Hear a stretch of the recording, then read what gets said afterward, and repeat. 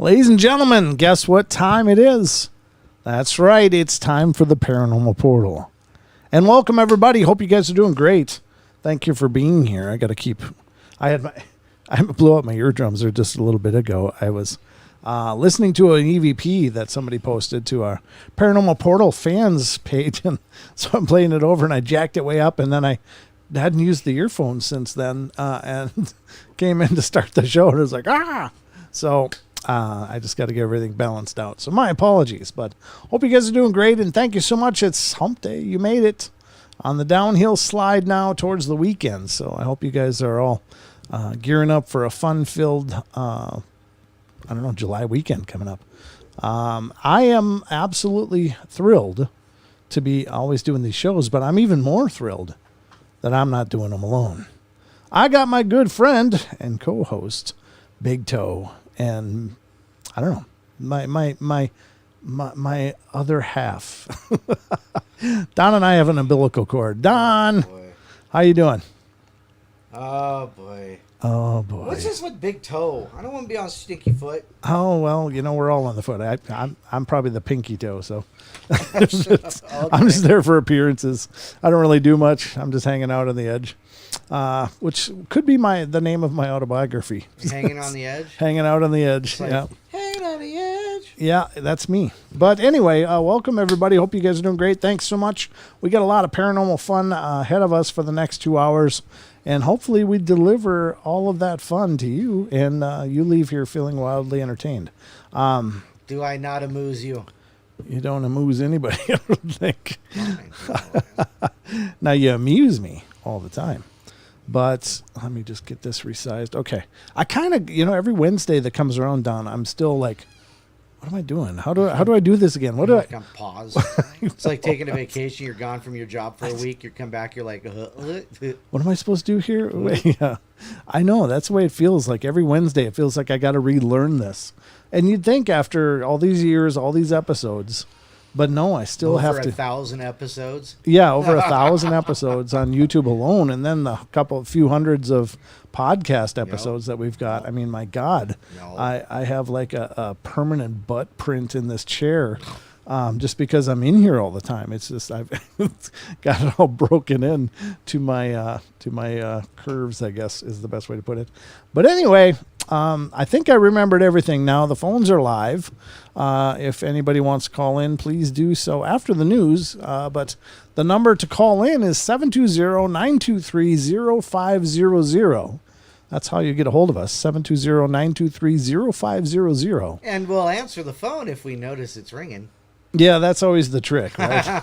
I wish there was like a little beep it gave off. Like, or a little flasher or something. Yeah, that's what you need. A little blinking LED. Bloop, bloop. I don't know how to. Yeah, I don't know that I know enough to rig that up, or if there's some kind of Skype setting we could do. But at any rate, there's someone calling in right off the bat. Wow. Yeah, no, don't bother waiting for the news. Let's call it. We might as well start with that since they called in. Let's see who's on the horn and what's on their mind. This is area code 617. Welcome to the show. Might as well start with. Hello. Never mind. Area code. Hey, Brent. This is Warchild. Oh, hey, Warchild. What's going on, brother? Hey, sorry I didn't wait for the news. I just I wanted to call in before I forgot what I had to do, and I got to go to work pretty soon. Oh yeah, by all means. That's why we came right to you. Since you beat the news, we're gonna let it slide. So what's on your mind tonight? All right, I just had a little funny story. I was listening to YouTube before I went to take a nap before I do my overnight shift. Okay. And I woke up and I happened to work at this YMCA in Boston. Okay. And this story called America Hauntings Across America was on. Oh. And so I woke up, and at the same time they were talking about a haunting in Boston at a YMCA that and I said you got to be kidding me. I'm like, this is right when I woke up and I'm heading to work, and it was my job, but they were talking about hauntings on. Is that a premonition there? Yeah. You got to wonder. Ooh. Have you had any activity there that you've Yeah. noticed? No, I haven't seen any activity. They on the story they had a psychic come in, and supposedly he cleared the place, and there hasn't been any paranormal activity since. Wow. And I tried to talk to one of the guys that got me the job there, and I told them there was a lot. There's supposed to be a lot of hauntings, and there was a haunting there, and he kind of made a joke about it. He was just talking about all the guys that lived there. Because we got a bunch of real keepers that live in that building. But it just thought it was pretty funny how it right when I woke up it seemed to be my job and just heading into work, and it kind of freaked me out for the night, but I kind of got over it. There you go. Yeah, I'll bet. That's pretty wild, huh? What are the odds that would happen, right? Yeah, it was pretty funny, but I just want to let you know I love the show, I love the chat, and you guys are great, and keep up the good work. Thanks, partner. Yeah, thanks a lot, man. That means the world, and thanks so much for calling in with your experience. That's outstanding. I love hearing from you. And it's nice talking to you finally. You too. I called in twice, I think. Oh, okay. Sorry. New Year's Eve. I called you on New Year's Eve. That's all right. That's right. I remember now. Okay. Well, you have a safe night, brother, and thanks for calling in and being a part of the show. Absolutely. You too. All right, Brent. Thanks, Don. See ya. Good night, guy. All right, good night. Very cool. Wow. That's got to be bizarre. That would be a horrible way to wake up. It's like there's a haunting in a building, and it just happens to be the same job, same business you work at. Maybe even the same place. Maybe even the same place. Yeah. Yeah, that'd be crazy. I mean, I don't know how many YMCA's there are in Boston, but there can't be that many. It's like, oh. Wow. Yeesh. Well, that'll get you ready for work. Yeah, absolutely. Wake you right up. You ain't gonna sleep on your shift, are you? I'm calling in sick. I'm calling in well because I'm gonna be sick. Yeah. Man, that's wild. Very cool, but that's almost serendipity, right? Why is that? Well, because it's a place that he worked. So what are the odds that he would be just waking up just in time to catch that? Yeah. And then to go off to work, Right. So, oh man, really? Here's the thing with clearings though, and clearings are never, I don't mean to say that a place can't be cleared, but most often activities knocked down and may return. I'm not trying to freak the guy out, war child. Don't get me wrong, but if something ever feels sideways there, definitely pay attention to it. Yeah, definitely. I don't know what the nature of the hauntings there were. It sounds like if they had to clear it, it must have been pretty severe. Yeah, pretty severe. But I hope that whatever was there has been taken care of. If it was real negative, I hope it was just like a couple of the village people in there doing their thing, and they went in, cleared it, it was all good. It's like the fifth Beatle. That was the sixth YMCA guy. The sixth village people. The sixth village person. Yeah, you never know. Anyway, that's a cool story. What would the sixth village people be? What would he be dressed up as? A ghost. A skinwalker. Yeah, that's right. I don't know. That's a wow, but that is crazy. Yeah, you wake up and they're talking about basically. That's what you got. Yeah. Wow. Hey, time to get ready for work. Oh, speaking of work. Work. Turns out it was a demon portal. Oh, jeez. No. Call Zach. He'll just show him his guns. Yeah, that's right. Show up at the gun show. All right, so this is the Paranormal Portal, folks. This is what you lined up for here. Yeah, you guys wanted to come see us. I apologize. Aren't you glad you're here? We still are. It doesn't get much better than this, folks. If you're new to the show, this is kind of it. So hopefully you enjoy a little bit of sticky humor. Just real quick, Travis in the chat lost his grandmother just recently, the last couple days, I think. But just condolences to you, and love and thoughts. Yeah, for sure. I mean, it's unfortunately it's something we all have to face. Yeah. Both of my grandmothers have passed now, and that's it's tragic and it's sad, but you know, it's the other side of it is it's a ride we're all going to take. So just, you know, send her with love and light, and, you know, hopefully she's being embraced in, you know, in the next world, and we'll be there waiting for you, brother. But our heartfelt condolences to you and your family. Yeah. Thank you for pointing that out, Don. Oh, yeah, absolutely. All right. So I think it's time, Don. Do you have news? It's time for the news. The news. Here we go. Vroom, vroom.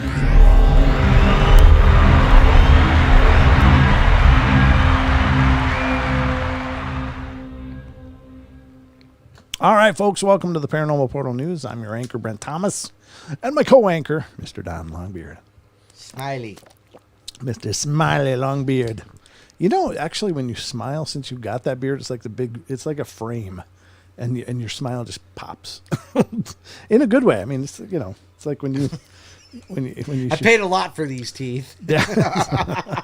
I'm still paying on mine. Yes, they're still attached. A few more installments, and I'll have some new ones. No, I'm just kidding. I tell you what, when I die, if there's ever any question who I am, trust me, they'll know exactly who it is. I've spent a lot on these teeth. Those teeth have been worked. All right, well, it's time for the news, folks, so I hope you're ready. Right off the bat, there's an article I thought was pretty interesting because a lot of mystery surrounded Tunguska in the, I don't know which part of Russia that is, but it was somewhere. Cold. Yeah, cold. Essentially, there was a huge explosion, like equal to a nuclear blast in Tunguska in 1908. Thank you, article, for cluing me in on that. I looked down quick to get the date. It was like 1908 because I sound smarter that way, and it was really bizarre because there was no indication what it was that exploded. Some people have speculated a meteorite of some kind came down and blew on impact. Other people have speculated that it was something Tesla was doing with his energy experiments. Right. That he might have created this huge power surge that exploded over Tunguska. But, I mean, it was like an ocean of flattened trees. Right. Kind of like when you watch videos of the Mount St. Helens explosion in Washington. That's what Tunguska looked like without the volcano. So it's just this big mystery. So the article that I found is coming from unexplained-mysteries.com, and it is, Tunguska event still intrigues 113 years on. And this is from July 5th. Scientists are still investigating exactly what flattened part of the Siberian wilderness back in 1908. Few natural disasters in the 20th century have generated as much discussion and debate as the massive explosion that occurred in Tunguska, Siberia, 113 years ago. An event so destructive that it managed to flatten more than 80 million trees over a 2,000 square kilometer area. God, that's huge. That's big, yeah. That's really big. Unfortunately, the disaster happened in a sparsely populated region, and aside from one deer herder who was allegedly killed by the force of the blast, there was no other reported casualties. Exactly what was responsible for the explosion, however, has long remained a topic of heated debate, with some shunning the conventional meteor theory in favor of other explanations such as volcanic eruption, a comet impact, or even extraterrestrial intervention. Since 1908, there have been somewhere in the region of 1,000 papers published on the disaster, demonstrating just how much it has intrigued the scientific community over the years. Just last year, Russian scientists started combing Siberia's remote lake in search of cosmic matter that could help to prove that a meteor was involved. A similar expedition in 2013 had also reported finding fragments that could have come from space. Yeah, but you can find meteorite fragments anywhere on your roof. You can find them in your yard. That just because there's fragments there doesn't necessarily provide the cause for the explosion. Perhaps the most important thing we've learned in the incident, however, is that large objects from space can and do hit our planet with alarming regularity, and that we should not be complacent, a message that was brought into alarming focus when the space rock exploded over the Russian city of Chelyabinsk back in 2013, with between 20 and 30 times the energy of an atomic bomb. If another Tunguska event happened over a major city, it would be an unprecedented disaster. That is crazy. And there's a picture, an image right there of some of the flattened trees. Right. I'm surprised surprised that some of them still are standing. Right. That's pretty amazing. So what did it? I don't know. What's with the anomaly here? That's pretty weird. Did they catch a ghost? Boom, boom. Wah, wah. The ghost of the deer herder. Yeah, he's chasing his deer. I know they're out here. That's pretty wild.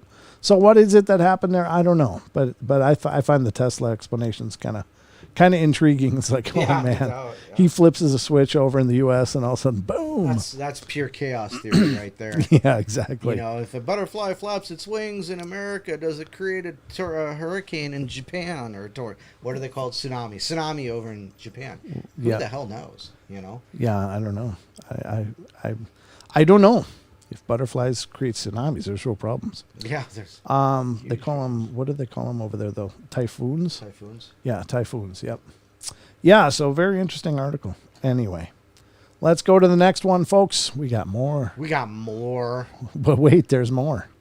There is more. And be careful when you go to bed, folks. That's all I'm going to say. And leading up to this next article, because sometimes, there's the stories of going to the clubs and waking up and finding that someone's there that Like you weren't Coyote expecting. Yeah. There's somebody there you weren't quite expecting, or you didn't remember it that way when you when the night ended. But sorry, I'm just an idiot. This is how it works here on the show. Just in case you're, It's a free flowing, kind of thing. It just freely flows more past of the brain through the mouth. Yeah, there's no filter going on here. It's just this weeping sore under my nose.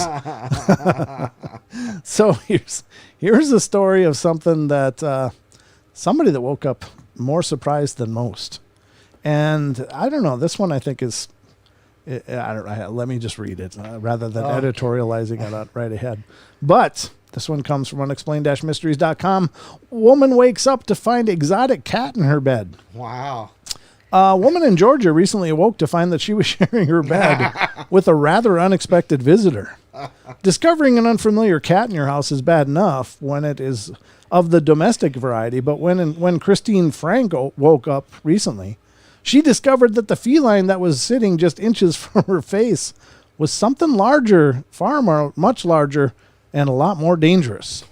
I said, that's not a normal house cat. I don't know what that is, but I'm terrified right now, she recalled. It turned out that far from being a domestic cat, the visiting feline was a wild African serval, a species that is illegal in Georgia and which can weigh up to 40 pounds. Wow. Frank believes that it must have entered the house after her husband left the door open. Careless. There's got to be a man involved with that for sure. Don't put the toilet seat down. Leave the doors open when they leave. And illegal creatures walk in the house. Yeah, I know. Where the hell did that come from? Fortunately, she was able to scare the animal out of the bed, out of the room, and out into the garden. She then called Georgia Department of Natural Resources, which has since been investigating the incident. Efforts to track down and capture the feline are still ongoing. It still kind of terrifies me because that cat is illegal. And there's a reason it's illegal, she said. Well, probably not really. It's probably just a big cat, a big house cat. I mean, yeah, servals are a wild cat, but I'm sure it was raised in captivity. But anyway, so I really don't know what it is capable of doing. Well, eating fish, probably. Eating fish. Cat food. Running around the house at 3 o'clock in the morning. Might pee on your carpet once in a while, but other than that, I think you'll be okay. That I don't know. I mean, I don't mean to make fun of the lady. I'm sure that would have been kind of terrifying. They're a beautiful cat, though. I was thinking this. I just thinking the same thing. Look at those big eyes. Wow. Yeah. They got big claws, too. I mean, if it was just laying on the bed, obviously it wasn't going to kill you because it would have done it while you were sleeping. It was just wanting to get cuddles. Yeah, he was just like, well, I don't know where the hell I am, but oh, good, there's a bed. There's a bed. And a warm body in it, too. Yeah, hey, hope she likes to snuggle. So there you have it, folks. She woke up with an exotic serval in her bed. Wow. And they are really beautiful, long-legged cats. I mean, they're really gorgeous. I know there are people that have them as pets. Like there are, I don't know if they're a domesticated breed per se, but there are people that own them. I had an aunt down in Arizona. Uh-huh. She had a bobcat, a mountain lion, Oh, and wow. as a pet, and she had 6-foot wooden fences, and they'd just like leap over them and Oh, yeah. go to town and walk downtown. She called the police. Monkey got out again. Oh, Jesus. You named your cat Monkey? Yes. I was like, Monkey what? got out again. Monkey's out again. I mean, a Yeah. house cat can jump over a 6-foot fence. Well, so you know. that's a whole lot more cat. Yeah, that's true. you'd need like a 12, 15-foot fence to keep them in. Yeah. Wow. Yeah. That's crazy. Well, that's a whole different kind of animal. I mean, sorry. Thank you. I did it manually. Then I remembered. Oh wait, I got a button for I got a that. button for that. I got a button for that. So that's not what you'd want to catch in the morning. I don't know. I think they look adorable. God, I'd be like, oh, kitty. Suzanne MPG says, I can see someone in South Georgia stealing it out of a zoo on a dare. Oh, isn't that where the meme comes? Hold my beer. Hold my beer. Doesn't that come from Georgia? Hold my beer. Oh, man. Wouldn't that be a cute pet? Yeah, hold my beer. It could happen. I don't know, but We'll name it Puss Puss. let's call it twofers. I had a guy that worked with that had an African lion until it got too big. Yeah, you think so? Oh my God. Yeah, that's crazy. Oh no, that's where I draw the line. Like, If that was an that African cat's too lion. big. Yeah, if it woke up with an African lion in your bed. Oh, No one robbed him. Yeah, I bet. yeah. They use that ultra infrasound on him. Yeah. What? Yeah, they do the. I've heard that lion roar when I've been at the zoo, and Yeah. it rumbles you. It really is a powerful. It's like, wow, no wonder they can travel for miles and miles. But there's more, folks. Not all it A is. baboon? What? Why would anybody have a baboon? That's like asking to be like ripped apart in your sleep just because it's didn't get a banana. I know, don't they get like 4-inch teeth? Yeah. Those canines are like Yeah. 4 inches. That'd bite right through your neck. Yeah, Oh, that'd be crazy. yeah. I don't think I'd be having a baboon. I don't think. Bushmeat. Even our large domestic dog breeds, if they went sideways, Yeah, they'd be sideways. they'd tear you up. Yeah. I mean, they would. It was, we're, Oh, yay, it was in a cage. Big deal. it was until it got out of the It cage. better be in a cell. You better feed it with like a big pole, and that's about it. No, I mean, I love animals. I really do, but I think I love them from a distance. right. Well, I mean, I love them in nature, Right. Unless they're domesticated cats and dogs. Of course, those are pets that are conditioned to be with us over thousands or Right. tens of thousands of generations, and they're pretty well adapted to us. But to take a tiger and say this is going to be my pet, or a lion, you've got to wow. You're missing a few brain cells, my friend. Oh, You're my firing on about a third of what you should be at that point. That's pretty crazy. But, to each his own. I like that. I never did watch that Netflix show with that tiger guy or whatever. goodness. Neither did I. Did you? Yeah. I mean, it used to be this real thing. Like a lot of people were really into it, but it's like, I see those shows and I actually feel like saddened. Right. I really do. I can't, and I'm not trying to be, real hippie gypsy or, real granola here, but I just think that these are beautiful examples of creatures that were, conditioned over millennia to, be in the wilds. Right. They're not meant to be snuggling at your feet, Or anywhere within 10 feet of you. Yeah, they'd much rather be chewing on your femur than hanging out on your rug. So 7 yards. 7 yards, my friend. yeah, 7 yards. yeah, that's craziness. I don't know. To each his own. I don't mean to be preachy, but that's just me. I'm just sharing my own reflections on that. Raspberry says, I didn't watch Tiger King either. Yeah. I have a low tolerance for mullets. How about mullets and bullshit? Yeah, I used to have a mullet. Mullets and BS. Yeah, yeah, yeah. I mean, mullets don't even look good on toilet paper. They got to have beards. Isn't that funny when you look back at those old pictures like from the 90s Oh, I and like, know. Trust me, I know. what was I thinking? Oh my God. You guys should see. I got my senior picture is awesome. You should dig it up. You should dig it up and bring it in. Actually, I have it right here. Oh, you do? Yeah, I'll send it to you. Yeah. Okay, we'll see Let Don's me see if senior I- picture. Let me see if I do have it on this computer. Are you I'll bearded? share it. No, no. I don't No? know. Huh? Actually, okay. I'm not. Okay. Let's see what I can This do. is pre-beard, folks. This is a see. Paranormal Portal exclusive. The beard see. without the beard. Without the beard. He was just known as Don Stubble back then. More like Don Stumble back then. Let's see. All right, I guess it's news. We can call it news. This is news. Let me see if I can find it. We'll see when he fires this up, folks. We're gonna check this out. This might take a minute. So, please go on. Please go on what? Oh, with the article? Oh, yeah. Oh, okay. I was like, This might take a minute. I was Please, like, come who's he on. talking to? Oh, he's talking to me. Oh, yeah, I'll keep reading. Myself. All right, I'm going to go to the next article here, folks. This is one coming from the Unexplained Mysteries as well. And it's Ghosts and Hauntings. Ghost Rider haunted 19th century Wirral. I'm not sure where Wirral is, but we'll find out. West England, Northwest England, rather. A ghost with a face wreathed in fire was said to have tormented part of Northwest England 120 years ago. England is certainly no stranger to ghost stories, of course, yeah, obviously, with just about every town and village being home to at least some sort of paranormal tale, many of which dating back several centuries. The Merseyside borough of Wirral in the country's northwest is no exception. Back in the late 19th century, it was home to a spate of sightings of a ghost said to have the face wreathed in flame. Sightings of this unrelenting phantom, which were often accompanied by a strong smell of sulfur, have in recent years been seen comparisons drawn with the comic book anti-hero, Ghost Rider.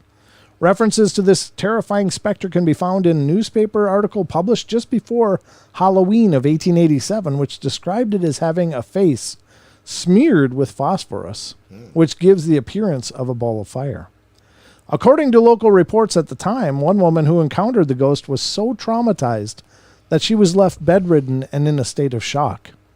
Witness accounts of its attire varied, with some reports indicating that it was wearing a long military coat. I'm sorry, I pronounced that very Minnesotan. Coat. No way. In your boat. In your boat. Don't you know? And others claiming it wore a rubber dress that it was coated in grease. Others again even claimed that it had a devil-like horns and a hollow sepulchral laugh. What? Or sepulchral, or how do you say that? Sepulchral, I think is how you say it. Okay. So great was the level of fear instilled by the ghost that for a time, many were too scared to venture from their homes at night in fear of running into it. While local police were left to attend the sites of numerous sightings of the specter, no definitive evidence was ever found, and many of the accounts turned out to have mundane explanations. After a while, the hysteria died down, and the ghost with the face of fire was never seen again. Ghost with the face of fire. Ghost with a face of fire. Wow. Yep. Yeah, there you have it. That was the... it's kind of funny because the one person that did see it was left bedridden, and that's like, if you've seen the movie Ghost Rider, when he does his death stare, the people are left like all traumatized and trembling. Right. Because, basically it's a judgment thing or whatever. If you're not familiar with it, Right. check out the movie if you like those kind of movies. Excuse me. There, I got better. So that was that one. How's that for hosting ability done? Yes. Awesome. That was that one. Okay, That so was that one, and this next is the next one. and here's the nextest one. Nextus. I thought this was interesting just from a point of oftentimes on the show we talk about what untapped abilities do people have. Wow. And I found this one really fascinating because, of course, there is yogic practices that deal with mind over the body, and that the mind can control even what we often attribute as automatic functions, like, our respiration, our blood rate, our blood pressure, our heart rates, all of this stuff can be controlled with enough, development and focus, meditation, and so many things. But this is an article from Unexplained Mysteries that I thought was interesting because it really does show that this stuff is real. And says heart rates of free divers drop to just 11 beats per minute. Wow. How can you just be conscious with 11 beats a minute? That's amazing. Some of the best free divers can reduce their heart rate to that typically found in aquatic mammals, such as seals. Leaning on nothing but a single lungful of air, some freedivers can descend hundreds of feet below the ocean's surface for several minutes at a time without any breathing apparatus whatsoever. It's a discipline that takes years of training, however, things can go wrong very quickly. If the brain does not get enough oxygen, then the diver can end up blacking out underwater. Now, a new study of physiology, Professor Erika Shagate of Mid-Sweden University Shagate and colleagues has cast a new light on just what goes on in the body of a skilled freediver. To gather data, they adapted a biomedical device to withstand extreme underwater pressures. Wow. The findings revealed that some freedivers reached brain oxygen levels as low as 25%, which is equivalent to the lowest values ever recorded at the top of Mount Everest. A person will typically lose consciousness at around 50%, and 98% is considered normal. Incredibly, some freedivers were found to be capable of reducing their heart rate to as low as 11 beats per minute, equivalent to that of aquatic mammals such as seals and dolphins. Wow. Beyond the exceptional physiological responses that freedivers display and the extremes they can tolerate, this may be a very informative physiological group, said Chris McKnight, a research fellow at the University of St. Andrews Sea Mammal Research Unit. Their physiology reactions are so unique and the conditions they're exposed to are not easily replicated, so they offer a unique way of understanding how the body responds to low blood oxygen, low brain oxygenation, and several cardiovascular suppression, severe cardiovascular suppression. Crazy. That is crazy. That's pretty bizarre. But there are some free divers that get like 300 feet down. I know, and they're just right? like going like mad. It's really amazing. Wow, it's crazy. Right. That's a lot of pressure on the body trying to hold your breath, even though you don't have much of it left. I know. So yeah, I don't know what that feels like. I gotta look that up. How deep is the deepest free dive? Yeah, we're gonna look it up, folks. Our research master is at it. So I think that's pretty amazing. I mean, what else is possible? But, I remember watching shows as a kid of like yogis and stuff that could, not the picnic baskets. 702 feet. 702 feet. The maximum depth reached by anyone in a single breath is 702 feet, 213.9 meters. And the record was set in 2017 by Herbert Nitsch. He also holds the record for the deepest dive without oxygen, reaching a depth of 831 feet. Wow. Oh, but he sustained a brain injury as he was ascending. Oh. So, wow, yeah. So you got little, those nitrogens or whatever in the blood. Bends. Yep. Expansion of gases as you come up. Yeah, but I bet you probably got in trouble there and had to push it. Yeah. Had to push to get up a little quicker than normal. A little faster, and that's probably what it did, yeah. National Geographic, let's see here, said something about soon to reach 1,000 feet. Let's see here.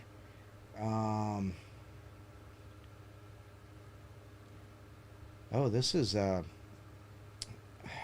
hold on. Stupid thing. Sign up. I already described it. No, I don't want to sign up. Oh yeah, did it screw with you and cut off the article?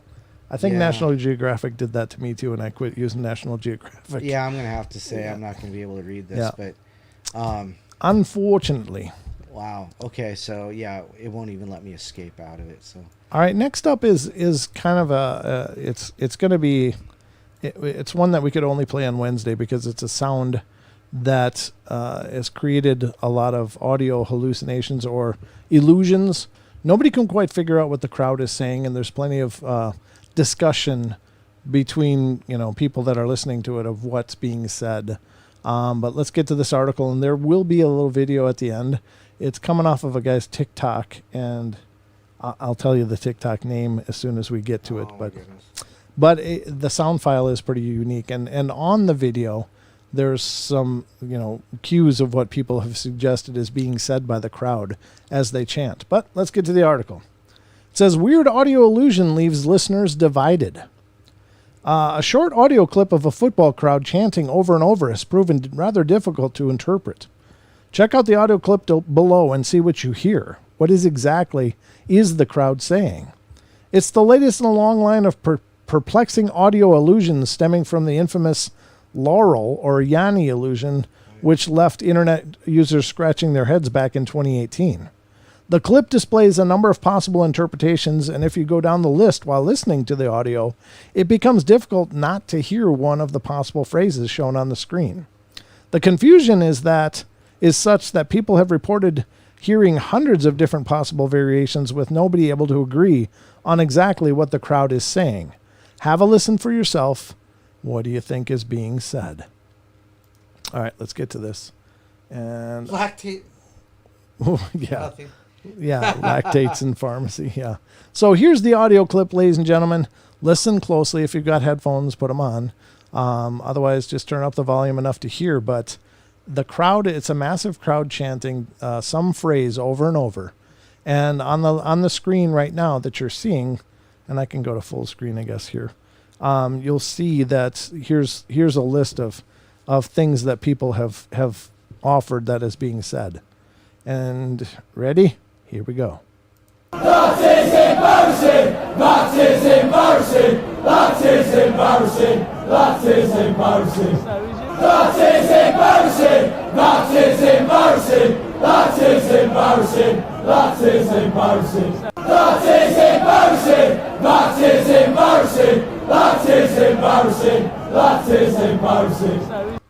So I wish there was like some background. Where was he? What was it? A football game? Was it a rugby game? Was it what was it? I mean, because it sounds like football. It's got to be the soccer. Yeah, soccer. Yeah, but so that's what I meant, because it sounds Irish, or it's got that brogue to it. It seems to, yeah. It seems to have something from the UK anyway. But I think I say that isn't mercy.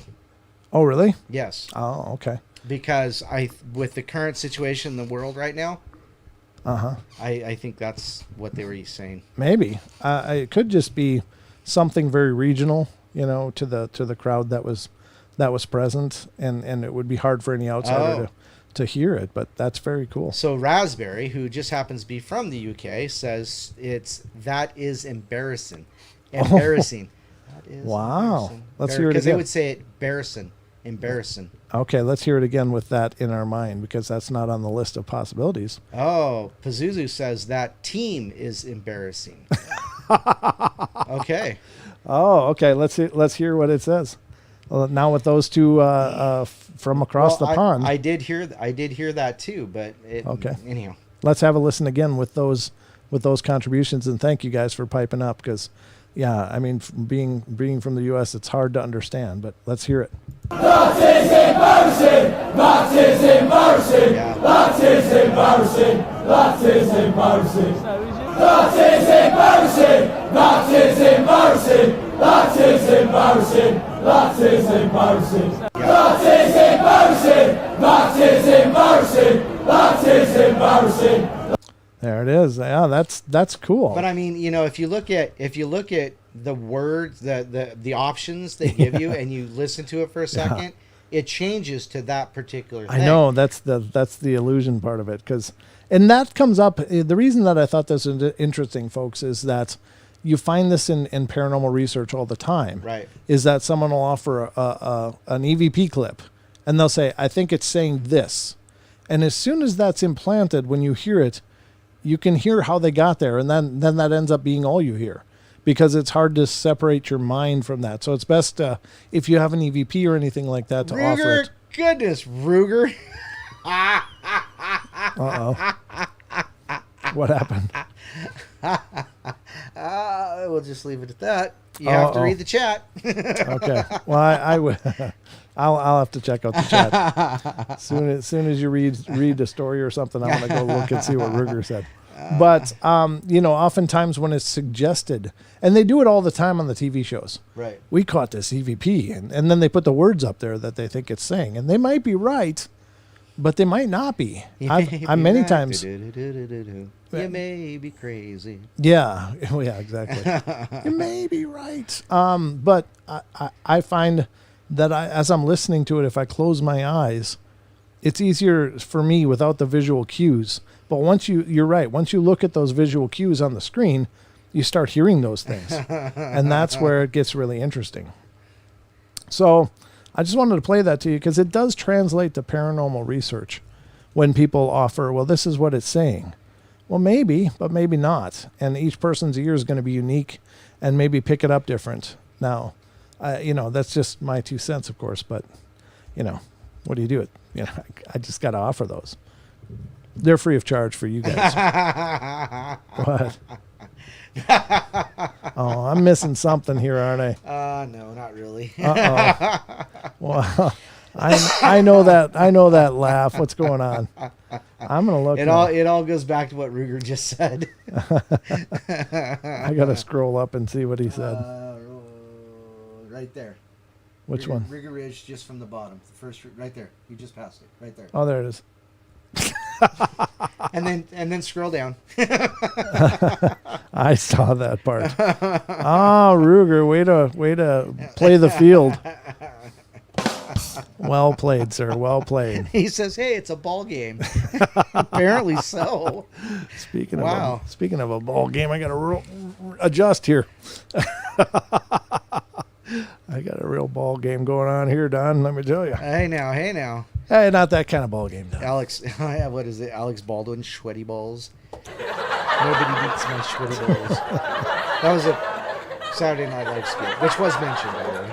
I'll bet, yeah. No, I think that was neat. Thank you guys for your input on that. Listening to Cockney Rejects as a lad helped a ton on that one. I bet you did, Oh, yeah. I bet okay. it did, yeah. Yeah, that's cool. I appreciate that. I appreciate that the fact that we have an audience so diverse and spread out that you guys can offer those kind of things. Because, hell, I don't know what the hell's going on. I love accents, of course, but when you got a whole crowd of accents, it's hard to understand. Yeah. So. Yeah, well, yeah, we've got Brits and we've got Aussies, we got Kiwis, we got Americans, South African, yeah. We got people from all over the map. All over. We can decipher anything. Just send us. We collectively, not we, as in Don and I. True. Yes. We barely understand English. I speak 2 languages, English and even worse English. Paz, oh dear Brent, overshare, mate. There's no such thing as an overshare. It's what I do. I don't even. It says broad Irish. Scott's here. Okay. I don't know what Irish is. That's cool though. I love learning new things. I love that we have a worldly audience. That's amazing. We'll get Don back here in a few minutes. Did you ever find your photo? No. Okay. Well, folks, that's going to wrap up our version of the news. So I hope you enjoyed it. Back to our regularly scheduled program.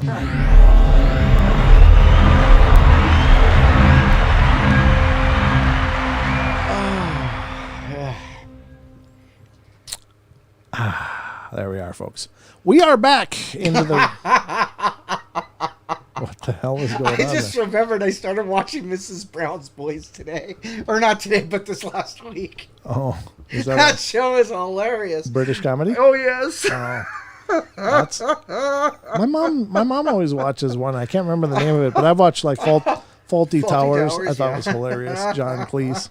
John Cleese is such a manic. He's so hilarious. Awesome. Yeah. But Mrs. Brown's Boys is... Oh. They're tearing down the freaking wall. Thor says, imagine having a thumb like that young fellow you read about the other night, Brent. Has Don seen that? Were you here on the hitchhiking guy? Yeah, you were here. No, hitchhiking? What? Yeah, the one with the really long thumb. No. You weren't here for that? No, Oh, my God, yeah. That was... Guy's got like a 7-inch thumb. Wow. Yeah, I was like... What's he use that for? There's some people you need around, especially when your car breaks down, and this is the guy. Oh, wow. He'll get you right anywhere. You can't miss that thumb. But wow. It was really cool because even though I'm like making light of it, he makes light of it himself and has since used it to gather quite a following on social media. So my hat's off to the guy. He's legit got a 7-inch thumb. I think it was 7. Maybe it was 5-inch. I don't know. Yeah, it was 7-inch. I thought. Let me look. I think I still got the. I think I have thumb envy. I think I used that line. What? No. I think I did. No! I think I might have. No. I think I might have done. I think it was here, wasn't it? There it is. Look at that. Look at that picture. Oh my! I've seen that picture before. I thought it was a fake. I thought somebody was just. No, and I messing around. made a joke that a man can really confuse Oh boy! the length of things. I don't know. I did it better on the show, but I'm just trying to paraphrase it now and brutalizing the hell out of it. Stick your thumb in the air and don't forget your towel. Yeah, exactly. Yeah, that'd be a great hitchhiker. Get messages all over the place. Wow. That's Alexandria. Somebody, Ruger said something about you must have had a puck wedgie. What? A puck wedgie when you were talking about. I had an adjustment deal. I don't know if I had a puck wedgie. All right, let's get to more of this paranormal goodness that we so love here on the Paranormal Portal. And if you're new to the show, I can only apologize. All I can do is say, this is it. This Bunch is of weirdos. Yeah, that's why we call us the weirdos. I'm gonna have to do. Tomorrow night. I'm gonna have to do a content or comments from the cheap seats. Couple? Yeah. Well, there's just that one That thread one? that I showed you. Yeah. Congratulations, buddy. Yeah, thanks. It's been a long time since anybody's offered me any material on that, and this guy laid a few doozies, so it's pretty humorous. But anyway, let's get to the... Jasmine. Hi. She's an Australian, too. Oh, very cool. Very cool. Aussie. We like Aussies. We got a lot of friends in Australia. It's awesome. We do. In fact, that's our second biggest market for the show. Right. By a long shot. Yep. For our podcast, we have. It's not quite as many as in the U.S. But right. U.S. Our numbers go. U.S. is the top. Australia second. I think Canada and U.K. are about tied for third. Oh, hold on, I got to sneeze. Uh-oh. I think. Bless you. Bless you. I go better. Yeah, that was good. I love sneezes. I'm sorry. They give me chills. I mean, it's okay. You heard it here first, ladies and gentlemen. Is it Whack Job Wednesday yet? It is now, folks. It is now. We have a new name for Wednesdays. Oh, she's Sarah Bignell's friend. Hi, yeah. Oh, very cool. Yeah, Sarah had to take a week off or something like that. She's like, I don't know. She's busy. She gets out. Oh, Jasmine, yeah. You and I have emailed. That's right. Ah, nice. She's going to be a guest on the show at some point. When? As soon as I can. I got so much going on until the end of July. Oh, so it's going to be through the end of July.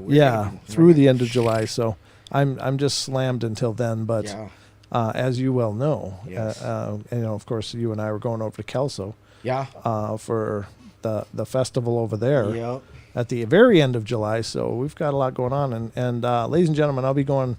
There will be no live portals through the week of the 12th. I might live stream here and there, just impromptu, but I'm not scheduled. If a ghost cat jumps on your chest, you got to let us know. Yeah, well, that didn't happen to me. That was Beans. Well, yeah, but I mean, if you're FaceTiming again, you got to tell us, It's like, yeah, I will. I'll be sure to. The interesting thing is that, of course, I'm going home, and Mom's had pretty steady. Oh, you got to bring videos of Dad's TV. I've got a video that she sent me. A new one? No, nothing new. Oh, dang! All right. But she was telling me a story also that she was in brushing her teeth, and in the bathroom at my parents' home. There's two sinks, and one was Mom's and one was Dad. And us kids used either one. It didn't matter. We just all fit in there as best as we could. But she was in there brushing her teeth, and she said, and it's got a flip switch. And she said the flip switch went down, and the lights went off. Boom, she was standing there in the dark. And she had music playing on her TV out in the living room. Right. And she could hear it change. Or no, she had the news playing. And she heard it change. Texas Walker? No, it didn't change to Walker, Texas Ranger, but it changed to some country music or something like that channel, and started playing, and she was like, yeah, okay. All right. Lots of activity at How home you still. doing? Not a lot. I shouldn't say a lot. I mean, it's just it's like my dad. Every now and then. My dad's just saying I'm still here. Yeah. Yep. And that's pretty cool. All right, so let's get to more of this paranormal goodness that we've got on tap here for you. Next is an article I wanted to read coming from ranker.com. And it's an article that has to do with eclipses, because I found this interesting because there's a lot of ancient beliefs around eclipses, mystical belief, occult beliefs, metaphysical belief. Obviously, an eclipse is, we all find them to be extraordinary events, even to this day. But I thought this was interesting because it kind of pulls in some of that long history. And this was written in 2018 by April A. Taylor. And it says eclipses have long had a deep connection to the paranormal and the occult. By April A. Taylor. April A. Taylor. April A. Taylor. Yeah, A. Taylor. Okay. Let's just get to past the flag. I mean, we all know what eclipses are. Yeah, just get past. All right, so the first one is a doomsday preacher believes the blood moon eclipse is a sign of the end of days. Oh gosh. Kind of reminds me of the second Poltergeist movie, right? Oh. You know, where they went down in the cave because the eclipse happened and because the preacher was trying to convince everybody that end of time had come and he sealed them in there and they all died. Don't call me a loser for not having seen it. Oh, you haven't? That's all right. I haven't seen the Legend of Boggy Creek either, so I'm a slacker as well. All right, internet. What? Raspberry says ellipses have a long, deep connection with the paranormal. ... It's eclipses, not ellipses. Yeah, it's like, holy crap! Internet pastor Paul Begley believes the blood moon eclipse on July 27, 2018 is a sign of the impending apocalypse. The religious alarmist took to YouTube to warn his followers about the Earth's imminent and fiery end in his video. And he did this is obviously 2018. So prophet alert, the blood moon is rising. In the video, Begley claims God spoke to him, told him to go check out the blood moon back in June of 2018. He says he discovered the blood moon is happening over Jerusalem, which to Begley is a clear indicator of the four horsemen are rearing to start the end of days. Rearing. So you can't debunk what I'm saying. You can't. Everything I'm saying is actual fact. Begley is hardly the only conspiracy theorist to predict the end of the world based on the moon. Mark Blitz, and John Hagee were the voices behind the blood moon tetrad conspiracy of 2014. I don't know what that is, but in reality, a total eclipse moon looks red because the sun's light passes through the Earth's atmosphere. The green to violet segment of the light spectrum is filtered out through the atmosphere, leaving only the red haze to paint the lunar landscape. Okay, I didn't know that. Inuit people put a dark twist on eclipses involving consanguineous, I don't know, fornication, other assaults, and disease. Consanguineous. I don't know. That's a lot of syllables, Don. It is. That's way more than I'm allowed to use. It has something to do with being drained of blood. Okay. I'll take your word for it. I didn't even give you my word, but the Inuit people have one of the most disturbing legends about the eclipses.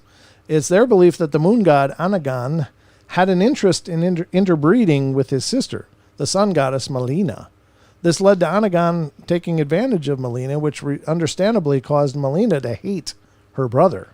Whenever a solar eclipse occurs, this means that Anagan is caught up to Melina and taken her again.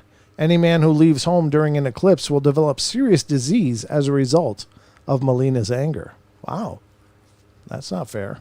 That's not fair at all. Some believe an eclipse increases harmful paranormal activity.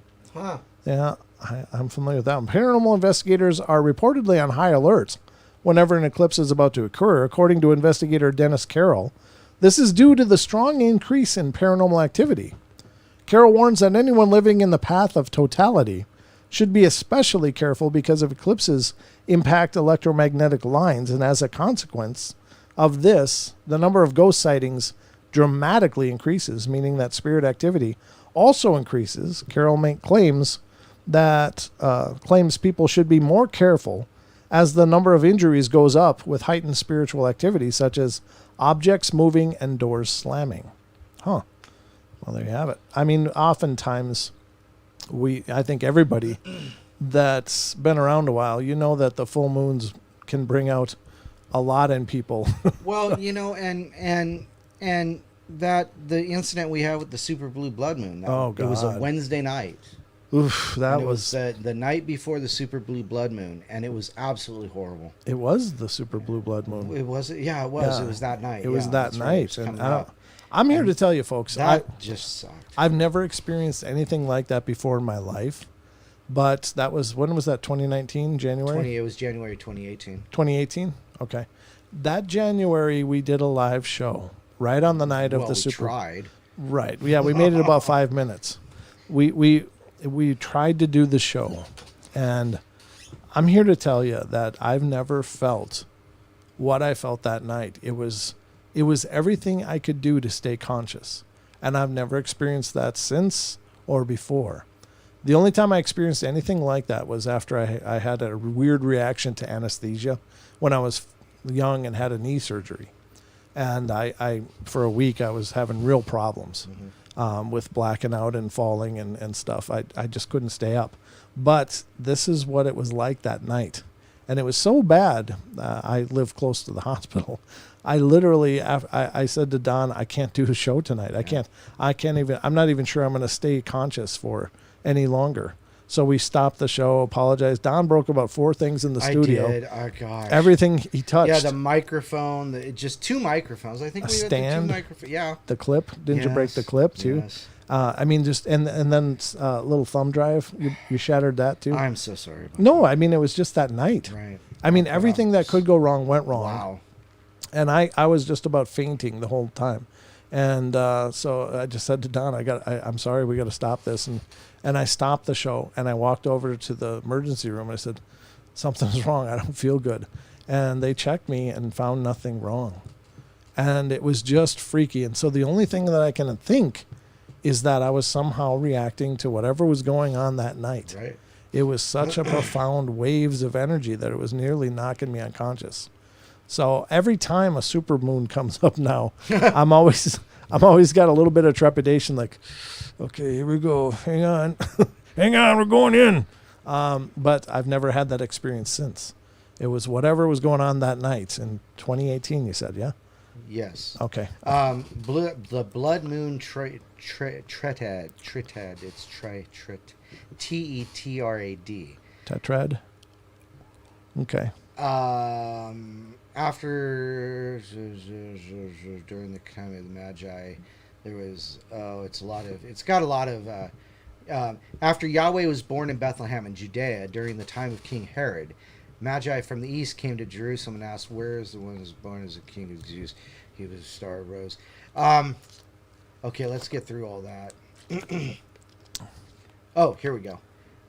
Recently, there have been a surge in interest in heavenly signs related to the end time Bible prophecy due to John Hagee's 4 blood moons. Something is about to change. A blood moon is when the earth comes between the sun and the moon, and the sun is shining through the atmosphere of the earth. It casts up onto the moon a red shadow. The moon then appears to be red. Let's get to the interesting part. Is there something interesting here? He predicted, based on this blood moon Tetrad, in the next 2 years we're going to see something dramatic happen in the Middle East involving Israel that will change the course of history in the Middle East and impact the entire world. All these signs coming together signals God is closing this chapter of human history. So obviously it's a Christian, or not Christian, but Jewish belief that it's the end of times. So there you go. There you go. It was rather dry reading. So all right, but also South Carolina residents are warned to watch out for lizard men. Right on. Lizard men. It might seem like something out of a horror movie, but the government of South Carolina actually issued a warning about lizard men during the 2017 eclipse, shockingly. The South Carolina Emergency Management Division was behind the warning, which means it wasn't just a hoax. Residents were truly told to keep an eye out for lizard man or lizard men during the time of the 2017 eclipse. I remember that. Really? Yeah. Oh, this local reptilian man has roamed about South Carolina since at least the 80s. However, physical evidence is lacking, so Go figure. it's it's hard to determine if there's only one lizard man or an entire race of lizard people. Perhaps Spider-Man's friend Doc Connors messed up again while trying to regrow his arm. All right, well, yeah. Pagans and Wiccans work advanced magical spells during eclipses. Devotees of the pagan or Wiccan lifestyle look forward to lunar and solar eclipses. They believe that any magic spells cast during this time are more advanced. Therefore, this form of magic also requires an advanced practitioner who can harness energy during a short period of time. Magic related to psychic skills becomes more powerful during a lunar eclipse. Meanwhile, solar eclipses are often celebrated by casting spells intended to remove baneful things from the Wiccan or pagan's life. The best part is that people can perform this magic ritual magic whenever an eclipse occurs anywhere in the world. No? Yes, but Okay. that's, yeah, All right. a bit overblown. Okay. In India, some believe food becomes poisoned during an eclipse. Really? Many eclipse viewing parties are certain to include a nice selection of food and beverages. However, if you're going to watch an eclipse in India, the experience is likely to exclude food. Some people believe that eating food on the day of an eclipse is harmful.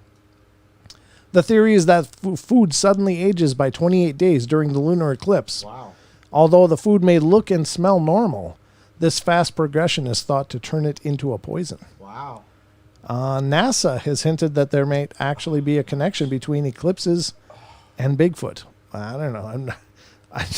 What does NASA know about Bigfoot? What does NASA know? About anything? How did you read my mind? Like I said, folks, there's an umbilical cord. Oh, gosh. It's probably all a bit of tongue-in-cheek, but NASA cartographer Joshua Stevens has indicated that supernatural or cryptid activity connected to eclipses could lead to proof of Bigfoot's existence. The space agency's employee utilized the August 21st, 2017 total solar eclipse as a prime example for illustrating the potential for increased Bigfoot sightings.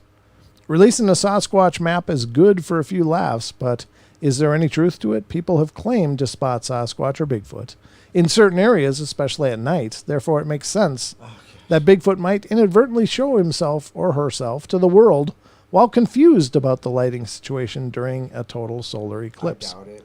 Probably not. No. Probably not. No. But interesting as well. Eclipses are powerful and mystical enough to stop a war.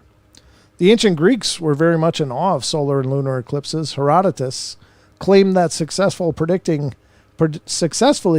an eclipse had the power to change hearts and minds. For instance, a prediction by Thales of Miletus is credited with stopping a war in its tracks. The Lydians and the Medes were on the battlefield when the eclipse prediction came true. As a result, they disarmed themselves and agreed to make peace. Oh, that's kind of cool. They were empowered by science. Some people believe during an eclipse may advance evolution. Well, there you go. As one disturbing Craigslist ad points out, there are some people who attribute eclipses with better procreation. More specifically, at least one guy thinks that conceiving a child during the height of totality will somehow create the next level of human evolution. The ad further explains that in order to achieve this goal, copulation during a totality must occur, with things pointed at the sun. If that's not odd enough, it's equally important for both partners to like cats. What the hell? I didn't write this, folks. I just want to put that out there first. This is not my work, but we're reading it. Many cultures believe something was eating the sun or the moon. When the sun or moon are god figures in your culture, it's going to be especially terrifying when an eclipse occurs. There are several historical myths involving the sun or moon being devoured, which in turn caused a lot of panic, superstitions, and increased belief in the supernatural. Ancient Chinese people looked at eclipses and saw a dragon eating the sun. A few cultures in East Asia thought the devourer was a giant frog, and at least one interpretation of a Norse myth details two sky wolves that temporarily ate the sun. They put a picture of Thor in there in an ad. Some people believe it might cause the birth of a demon child. So either it's a good leap ahead in evolution, or you're going to have a demon child. Okay. Oh, boy. Gotta love superstitions. Some early cultures believed that procreating during an eclipse was a very bad idea. They theorized that any babies conceived during an eclipse would become demon children. Pregnant women in several cultures have lost the opportunity to see a solar or lunar eclipse because of myths that seeing such a phenomena could harm the unborn child. There are a few groups throughout India in the 21st century that still believe this myth. Wow. Yeah, there's lots of old beliefs still represented throughout our world. Somebody in the chat said...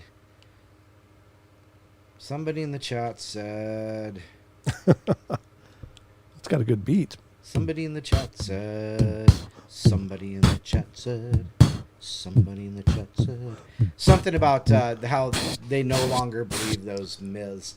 But, you know, that last one said some groups still believe Yeah, myths. I mean, it's So- there's going to be some remote groups that are kind of Well, yeah, I mean, you know, look more at... tribal. you Yeah. know, Heaven's Gate, you know. Yeah, exactly. I mean, so there's a great example. I mean, as bizarre as some of these things may seem, there's people that drank Kool-Aid in order to ride a comet into the next world. Newman Outdoors said, I worked with two brothers who came to the USA from Nepal, Uh-huh. and they said a lot of Indians no longer believe in those tales and rituals. Yeah. Oh, well, good. that's saying the same thing. There are still some groups that do. So Yeah. exactly. You know, Yeah, so- I wouldn't say it's all of them, Right, no. right. But there are some I mean, there's some people. Well, you know, traditional thinkers that Right. really Right. adhere to the old ways, right. and that includes some of the silliness that encompasses that, unfortunately. But yeah, eclipses were one of the biggest superstitions in the Elizabethan period. These celestial events were seen as evil, which understandably caused a lot of fear. The people of the Elizabethan period weren't alone. A similar misunderstanding of eclipses led to South American people blaming these natural events on the spread of Spanish influenza and smallpox. Ancient Greeks also attributed national disasters to solar eclipses. I don't even know if I can speak that. The Apapakuva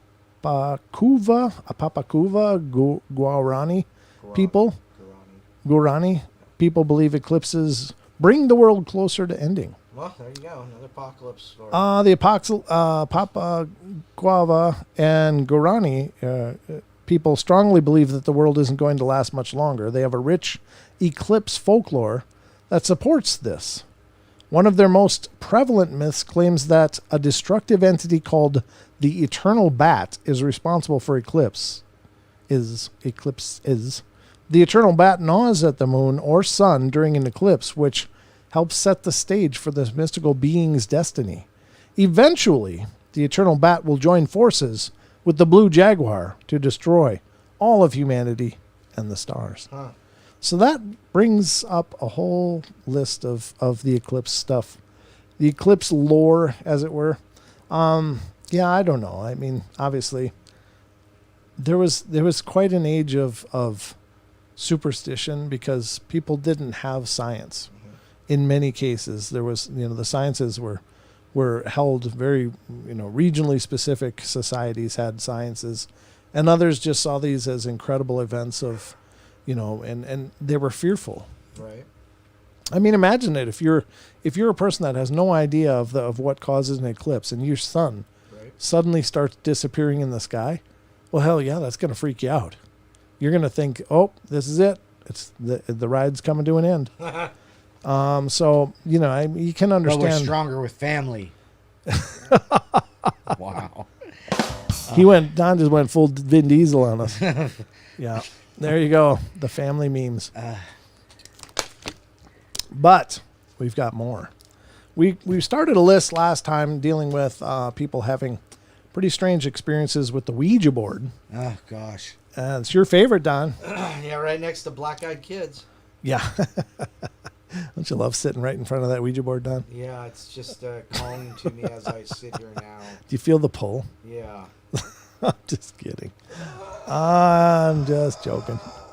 It's okay, Don. You didn't need a soul anyway, did you? No, and I don't need a Ouija board right behind my head either.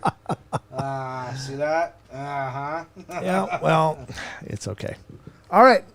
This is number 9 on the list, and it's Messages from the Beyond. My 2 friends and I tried a Ouija board about 15 years ago in front of a bunch of people. We tried to contact my deceased grandfather, but it didn't work. The pointer started to move and said it was one of my friend's father, the one girl that was doing the board with us, who was deceased before any of us met her.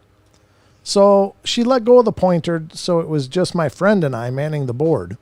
To verify, we asked his middle name, got it, asked his birthday, got the month, date, and year correct. To this day, when I see my one friend, I ask him how he knew all that information about the father, and to this day, he says he didn't know that information as he had never met the deceased father, and it wasn't staged. I know I didn't know that information. Well, he asked what the father, wanted to say, and he spelled out love, and then the infinity motion over and over. We called it quits, and the girl started crying profusely, and she threw the board away. A week later, I saw my grandfather's face in a dream. He was shaky from the stroke he had before he died, as he was in my last memories of him. I just looked at him, and he slowly raised his head, and we made eye contact, and I said, I tried to contact you. He stopped shaking, leveled his face, leaned forward and said, I know. We let the other guy go. And then I woke up. We let the other guy go? Yeah, let him make contact instead. Oh, You know? yeah. Wow. Wow, yeah. That's pretty profound. Okay. That was by Bob Stewer. Bob_Stewer. You'll Get Burned was the next one on number 10. Played with a Ouija board many times many years ago. Several times many years ago. Got mainly dark and scary replies with names we didn't know. One claimed to be my uncle, though, and we started to do it all the time, every day, with a homemade board. A few weeks later, I was in a club, saw a friend I hadn't seen for maybe 2 years from across the room, and he literally came running over to me with a strange look on his face. He said, I can't believe it's you. I have something strange to tell you, but you have to listen to me. Before I could answer him, he went on. I went to see a reader. She told me that she had a message for a friend of mine, a woman, and she said your name. She told me to tell you to stop playing with the Ouija board because you're going to get burnt. Does that make sense to you? I was speechless and really scared. I would be too. I don't know if it was for real or how else it could have happened, but I sure as hell never touched one again. I think if you get a message like that, probably might want to pay attention. Number 11. Is this Allison? Me and a close friend used to have a Ouija board and a handful of times over the last few years. Have used a Ouija board a handful of times over the last few years. Every time we have played and asked who we were speaking to, it tells us Allison. Our good friend Allison committed suicide 8 years ago. Most of the questions we asked her answered with her spelling out mom. Most of the time the vibe feels good and nothing weird happens. One night we were playing and all of a sudden the mood switched. The vibe in the room was eerie, and something didn't feel right. We both sensed it and asked if Allison was still with us, and it said no. We decided to end our session, and when the planchette started moving very fast around the whole board, if our fingers hadn't been planted firmly, it would have flew right off the board. We said our closing saying and said goodbye to whoever the hell we let in, and we put it away, and the eerie dark feeling in the room went away. Wow. Yeah. Did it really? Oh, really? Did it? You don't know where it went. That's the part. Yeah. It It may be hiding in the basement. might have just come through and said, okay, thanks for freeing me. Yeah, thanks. I'm going to go terrorize your neighborhood. Yeah. Welcome to I'm going to go find my ex. Yeah. That dirty woman. Number 12, it followed her. When I was in my first year of university, we started playing with a homemade Ouija. And there were like 5 of us, and we contacted some spirit whose name I'm glad to have forgotten. And as we were talking to it, the doorbell rang, and one of my friends had to go as her dad was there to pick her up. We didn't close the session by saying goodbye to the spirit as we had no clue, and just threw the paper away. Now the girl that had to leave early started acting strange and didn't hang with the rest of us as much.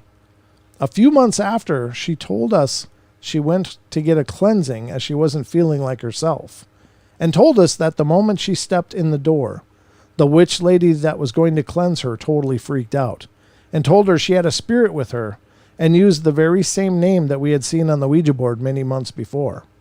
She told my friend that the spirit was following her as we didn't close the session and attempted to cleanse her without any success. She tried to end it 3 times after this, dropped out of university and went to live somewhere else, so I've lost touch with her. Wow. That was by Cherry Candy. Huh. That's creepy. That's really creepy stuff. 13 through his eyes. I was about 12 or 13 spending the night at a friend's house, goofing around with the Ouija board with him and his sister. We were getting all sorts of gibberish plus words spelled out, just kind of scaring ourselves for fun and not taking it very seriously. When we got the message, I can see you through the window. And then I can see through his eyes, or something like that. And there was a small window in the basement room we were in, and just the backyard and woods past the driveway visible through that window. We asked it more questions, and it said, I'm under the car. So we somehow got up the nerve to go out with a flashlight and peer under the car, where we saw a huge black stray cat, which was hissing. Wow. We ran inside, freaking out, and at that exact moment, the power failed and all the lights in the house went out. We just about actually pooped ourselves. A few minutes later, the power came back, and we sat up till dawn that night, scared, and never played with the board again. That was by No Springs. Well, at least it was just an evil cat. I mean... Or was it? Did you not see Harry Potter, Don? Oh, that's true. Yeah, it might have been McGonagall. It could have been Voldemort. You just don't know. Okay. No, but here's the thing. Oh, yes, Raspberries. If you have a Ouija board story, Steph, definitely send it to us. Yes, we'd love to hear that. I think those stories are very fascinating and kind of terrifying, too. Yeah. All right, so here we go. The Blood on You, number 14. Who wrote that one? No Springs. Yeah, I said that. My limited experience with the Ouija board left me with one impression. It was possessed. You think? I was 9 or 10 at the time. My neighborhood friends were a bit older.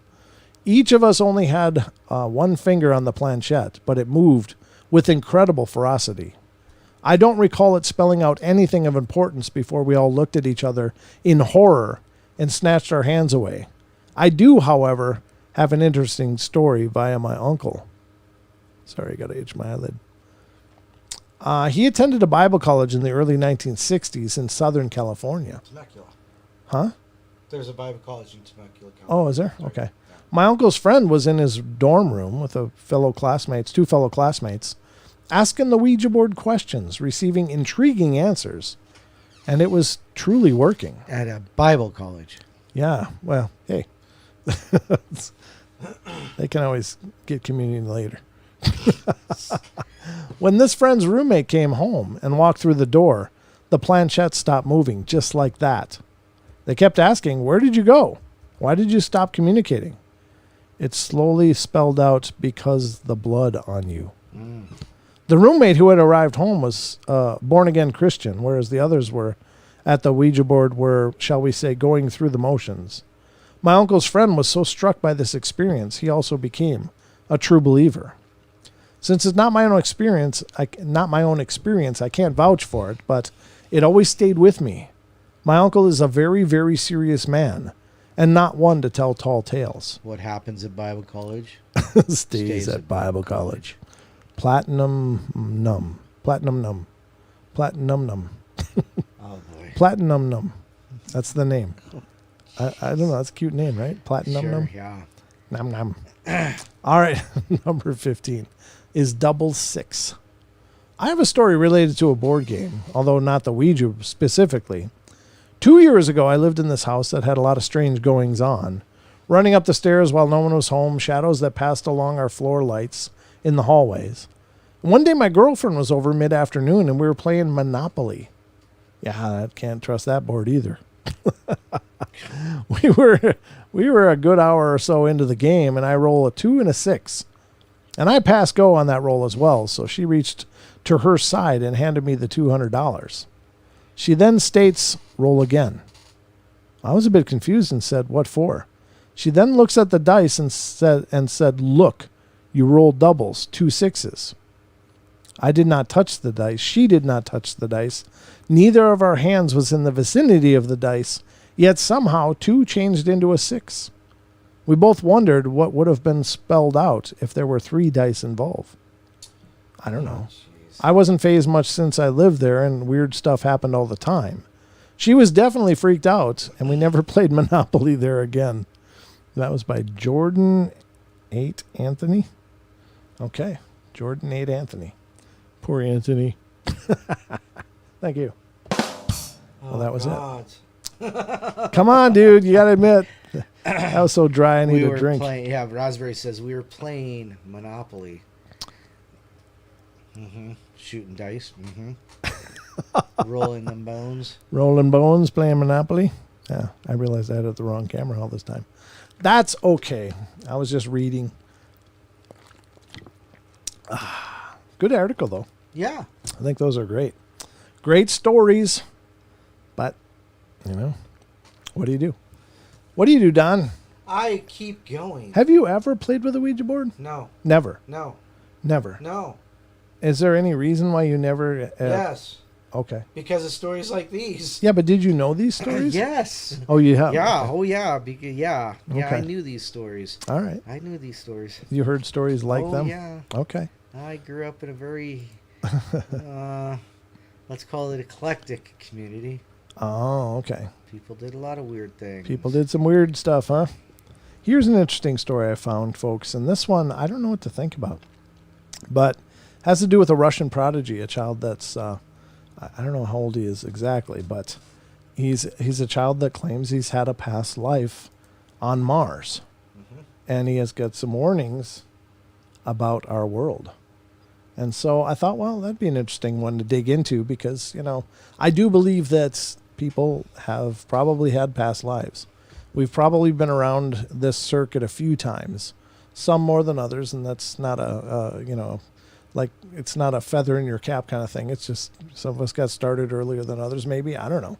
I'm not sure how it all works, but I do believe that there are children that are born with memories of past lives. There's many that have been researched by psychologists and such that seem to substantiate the claims made by the kids, including kids knowing where they lived, who their kids were, can remember names, can remember life details that nobody would know. Because these aren't like, you know, you hear past life readings and it's like, well, I was Joan of Arc, or I was the King of England, or, you know, all these grand figures from history. I mean, if everybody that was, you know, some pharaoh or king, right. There's everybody hears those stories. Oh, I was the King of England. I was somebody. But, you know, most of us were just somebody that had lived somewhere. And some of these cases are dealing with people from small villages, that these people are born, these children are born with memories of living life in those villages in that time, can remember their children, can remember family members, and when brought to those locations, can recognize things and tell stories about them, including to their own graves and stuff. So it's really bizarre.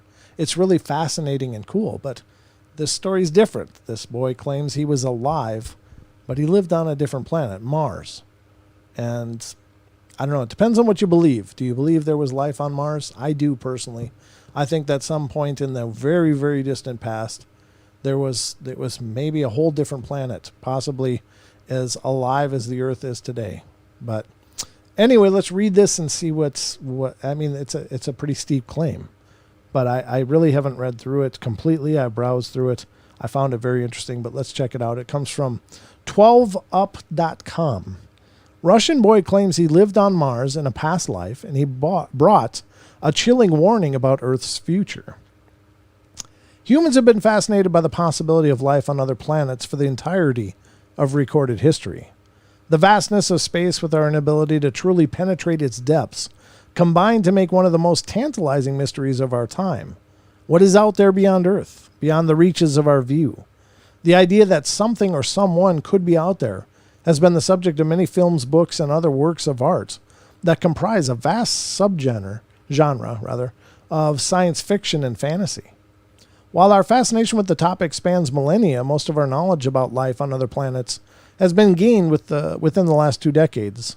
Now a kid from Russia is adding his voice to the mix, claiming extraterrestrial life does exist, and he is living proof. While many are understandably casting doubt on the kid's tale, there are those within the scientific community who are less quick to dismiss the boy's wild stories. Why would scientists pay any attention to the fanciful imaginings of a child?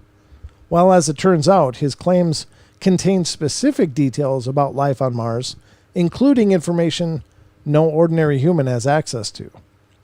He was an extraordinary boy from birth. Unlike most babies who can't support their own heads until they reach 2 to 4 months of age, Boris was able to hold up his head on his own when he was just 2 weeks old. While small, this phenomenon marked the beginning of a cascade of remarkable events that would continue to appear as the boy grew older. Talents? What? Oh, remarkable talent. What did I say? Events. Oh, remarkable talents that would continue to appear as the boy grew older. Thank you. You can grade him and hand him back. From the moment they saw their 2-week-old infant holding up his own head, looking around at the world with interest, Boris' parents knew they had something truly special on their hands. Boris was born in the year 1996. He's a native of Russia, and unlike the vast majority of humans, began to speak just weeks after his birth. When he was 18 months old, he already knew how to read and draw. Wow. With these remarkable skills, Boris was allowed to start kindergarten at just 2 years of age. In class, he amazed his teachers with his advanced skills and rapid progress in learning. His ability to read and draw at an early age placed him well ahead of his peers. One of the strange things about Boris was that he had an in-depth understanding of the workings of the universe. What was most surprising about this universal knowledge bank was that the kid had never actually been taught anything about space or physics. With no formal education on the matter, he somehow still knew about the stars, planets, constellations, and more. Experts touted Boris as a child genius because of his extraordinary knowledge of the universe. Being a child prodigy is already a spectacular achievement, but when Boris turned 7, he made a claim that would stun his parents and eventually send shockwaves through the scientific community. When Boris was 7, he spent a weekend on a camping trip with his parents and some family friends. This happy outing turned into a jaw-dropping event that defied all of their rather ordinary expectations. Boris, you see, had a story to share with his camping companions. Dressed in a t-shirt and a baseball cap, styled like a typical kid his age, Boris asked his adult companions to close their mouths and keep their ears open. He had an important tale to tell them. What unfolded was far from the normal campfire stories we generally share with one another. I come from Mars. Adults being adults, the family ignored Boris after his first request for everyone to be quiet. Eventually, the boy's insistence drew everyone's reluctant attention, and the campsite grew quiet. People were finally ready to hear what he had to share with them. Having finally won the attention of the adults at the campsite, Boris told them what was on his mind, and much to everyone's surprise, instead of your ordinary run-of-the-mill campfire horror story, Boris dropped the revelation that he had come from Mars and that he was here to save the world. The Indigo Children. Everyone at the campsite was surprised to hear Boris make such claims. He specifically mentioned that he was a resident of Mars during his previous life. His outlandish claims eventually spread beyond his family and their campsite, and in time earned the skepticism and derision of experts from all over the world. Experts. Boris also said that while he was from Mars in another life, he has now been reborn on Earth, making him just as much a human as other people. And Boris, as it turns out, is not alone. Collectively, these extraterrestrials reborn on Earth call themselves the Indigo Children. Well, that's a different take than what I heard. But anyway, while these claims made by Boris and his Indigo brethren seemed silly at first glance, many have come to believe that they are telling the truth. However ridiculous Boris' claims may appear, we must remember that he had the very extensive knowledge regarding what lies beyond Earth, knowledge that mystified even the experts when he was a child.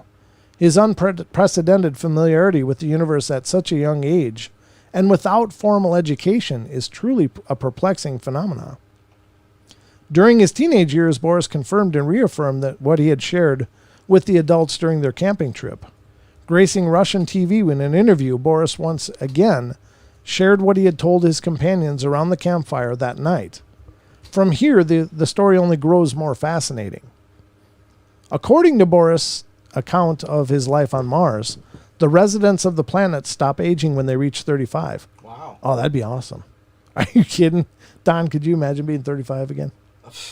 I mean, all this aches and pains and stuff going sideways. Right. Yeah. That'd be awesome. Oh, man. I don't need a prayer roll. Sorry. He said that this halt in aging process is mainly due to their breathing in carbon dioxide as opposed to humans breathing in oxygen. Huh. Well, there you have it. We just got to learn how to breathe carbon dioxide. Well, Don. it's feeding the carbon-based life form we are. Maybe. That's probably true. Boris also said that residents on Mars are tall. They're said to be quite advanced, to have quite advanced technology, allowing them to travel via interstellar portals. Portals. Boom. Yeah. Boris reminisces with fondness while sharing these details about life on Mars and the nature of its residents. There we go. Better. Boris was all too happy to share his recollections of this past life he claims to have had on Mars. And he said he remembers a time when he was just 14 or 15 years old, an adolescent living on Mars during a time when the Martians were waging war on one another. Mm-hmm. Ooh, War of the Worlds. Look at that. You know, the place does look like, several explosions happened all over the place. Yeah. The whole planet looks like a war zone. Boris said he recalls taking part in air raids as part of the wars his Martians brethren instigated on the planet. He's also able to recount details of the friends who fought alongside him during these raids. Wow. During his life on Mars, Boris claims he and his kind were able to travel through time and fly around space by riding in disc-shaped spaceships. Sorry. He also shared that he and his fellow Martians would observe their neighboring planet, Earth, and the life that thrived on it from triangular aircraft more suitable for shorter trips within the galaxy. Short trips to the galaxy. Yeah, it's just a hop, skip, and a jump, right? Yeah, it's like skipping a stone. Boris said that the Martian-built spaceships were mind-bending in their complexity. The ships were comprised of many fine layers and were capable of flying all throughout the universe. While the technology of the Martians was remarkably advanced, Boris said it also led to their demise. Oh. The advanced technology Boris and his Martian pals supposedly had at their elongated fingertips allowed them to travel through the universe and even through time. However, it was also this very technology that led them to eradicate their own race in a nuclear conflict that not even the brightest Martian minds could prevent. Yeesh. Reiterating what he said when he was 7 years old, sharing his accounts of events to a group of campers, Boris explained that nuclear warfare many years ago on Mars was what led to their ultimate destruction. The story was not told without reason. It was delivered as a warning to the adults on Earth. According to Boris, these Martians who survived the catastrophic events and post-nuclear fallout were concerned about the attitudes they were witnessing on their neighboring planet Earth. Present-day earthly development reflects, according to Boris, that of Mars right before its downfall. Huh. This correlation in our paths has led Martian survivors to believe that a similar fate surely awaits our planet. With the shadow of nuclear war looming and we Earthlings none the wiser, Boris came to the planet to issue us a warning before the event horizon is passed, and it's just simply too late. In Boris' view, the Earth has become a world of full of leaders hungry for power and dictators who are always on the lookout for an excuse to pull the trigger. No way. Yeah, way. Seeing this, the young man believes that our planet is on a doomed trajectory, just like the now desolate homeland of his previous life's youth. While it seems that impending doom is upon us, Boris does offer a beacon of hope following up his gloomy proclamations with a promise that he has some good news for us humans. The Russian lad said that while the possibility of Mars and Earth sharing a similar fate is strong, we still have time to alter the flow of events and save ourselves. Here's where it gets a little kooky. Okay, a little more kooky. Boris claims that to evade the dark nuclear future that's looming over humanity, we need to open up the Great Sphinx at Giza, a monument whose name in Arabic translates to the father of dread, or the terrifying one, according to Boris. Life as we know it will drastically change if only we can figure out how to open it and unleash its secrets. There's a little red circle, Don. Yep. Gotta love those red circles. Yep. Boris isn't leaving the whole Sphinx thing in a cryptic state of confusion. He claims to know the whereabouts of its opening mechanism, saying that it can be found just behind the ear. While he's confident the monument can be opened from here, the boy admits that he's not sure exactly how to get the thing open. Apart from the Sphinx, Boris has also proclaimed that the pyramids of Giza contain secrets that go far beyond our wildest imaginings. Whether you buy into this Russian Martian's crazy tales or not, it's hard for this to not reignite your curiosity as to what exactly is inside the pyramids. Could there be some ancient knowledge or ancient alien technology that can solve all our modern crises? While Boris sticks to his claims with steadfast resolution, having heard them now, you probably sympathize with those who are convinced his proclamations are nothing more than the random ramblings of a kid who reads too much science fiction. In the year 2017, more than a decade after Boris first shared his story, around the campfire, experts started digging around the Great Pyramid of Giza, using proprietary technology to search in a way that had never before been possible. While disbelief has perpetually orbited Boris's claims about the pyramids, these experts made a startling discovery that lends a surprising amount of credibility to the boy's insistence that something important was hidden inside the structure. The scientists searched the pyramids with the help of cosmic ray imaging and were stunned with what this new technology revealed to them: a 100-foot-long void that was found in the heart of the pyramid. The snake-like void was located just above the Grand Gallery in the middle of the pyramid, and while it's a new discovery, no one could really tell whether there was anything in there or what the purpose of the void was. One thing's for sure: the ancient civilization responsible for the construction of these marvels didn't create anything without a reason, so there are answers. The question is, are we capable of recovering them? Scientists are yet to explain what could possibly be waiting for them inside the massive void in the middle of the pyramid. Boris, too, has yet to offer his take on what could possibly be inside the pyramid-dwelling hole. Yeah, that looks like everything is normal there. Speculation regarding the void, its origin, its purpose is plentiful. One of the more popular theories is that it might have once held a spaceship from the planet Mars that could have been capable of interstellar travel in the universe. Over the years, as Boris grew up, he appeared more and more regularly in interviews, where he shared his story with an increasingly fascinated audience.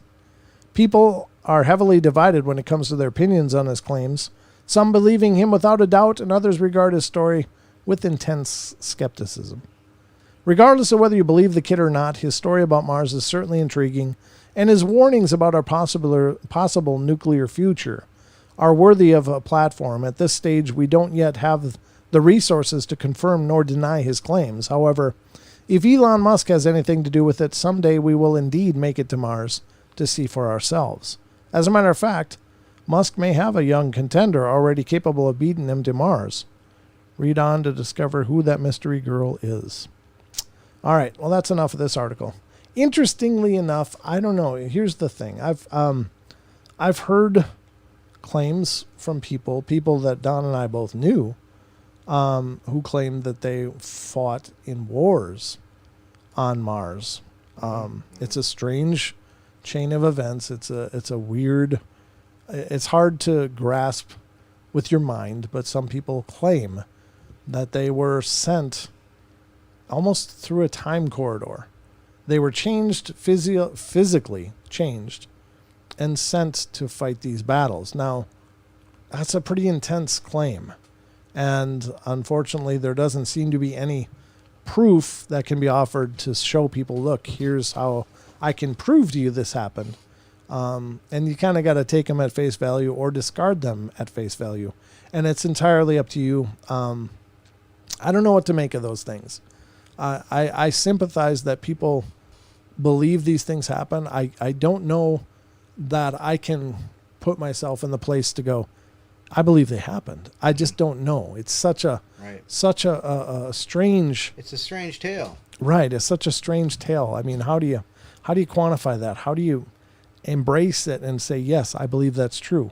Because, and that's maybe a hang up of mine. Maybe it's a shortcoming of mine, but I'm one of those people that does need to at least have had experiences that I can relate to it. And that's one of those that I have nothing to connect to it and say, yeah, that correlates with something I experienced, or they can show me proof of that. Right. And so I'm kind of out there on that, but I don't ever want the portal to be a judgment, on people. If they say that that's their experience, then to them, that's their experience. And I respect that. Right. But is this kid, is he being legit? I don't know. I mean, he sounds like a pretty extraordinary kid from the narrative. Right. Well, and the funny part is they haven't. So, okay, let me read this. So, Dr. Hawass, Zahi Hawass, opened up the Sphinx. He said that there was nothing under there originally. He was recorded on video saying there's nothing there. There's no chambers. Nah. But then he also entered the Sphinx with a big fanfare and everything like this. Oh, okay. It says we have 3 theories or legends on what that we really need to take a look at. The first is in ancient Egypt texts, it's written that important and secret information is stored in the Sphinx, and that it's protected from being found by barbarians, and its secrets will reveal themselves in the 20th century. The second theory is that behind the ear of the Sphinx is a lever or mechanism, and behind it hides a chamber. However, when this lever is pressed, the fate of the world will change. The life would change forever once the statue is unlocked. Oh. And who said that? Boris, who came from Earth to save human race against nuclear war. So that's recalling back to that story right there. Oh, okay. As much as insane as it sounds, this boy and his story deserves big attentions. Huh. This wasn't written this was translated, by the way. Sure. These words actually brought big attention to the Sphinx, and they really found that Sphinx could be a time capsule. The third theory is a time capsule, or what we call a hall of records. What does it mean exactly? Time capsule is a historic cache of goods or information, usually intended as a deliberate method of communication with future people to help future archaeologists, anthropologists, and historians. Easily said, in the Sphinx should be the accumulated knowledge at about 10,500 BC, the last period of time when the constellation of Leo was located between the Sphinx's paws when it rose in the night sky. Wow. Okay. So there you go. There's a lot more here, but those are the 3 theories. So there you have it. Okay. Well, that's fascinating. And again, folks, we don't claim to know anything here, but we love to discuss ideas and people's perspectives. And I don't know, maybe there's something to it, but I want to close the show with a story. Okay. Having to do with Bigfoot. And this comes from the nunatsiaq.com. nunatsaiq.com. And it's a story that I think should be quite interesting. It's the Nunatsiaq News. Nunavik woman recalls encounter with hairy Bigfoot. This is scary. It has affected my emotions. I'm not sure where Nunatsiaq is. Can you find out, please? Maybe it'll say in the story here. Yeah. Of Akulivik. Okay, so this photo that Maggie Maggie posted on Facebook shows what she believes to be the footprints of the creature she saw last month near Livik. Sorry. It's hard to shape my mouth to these terms.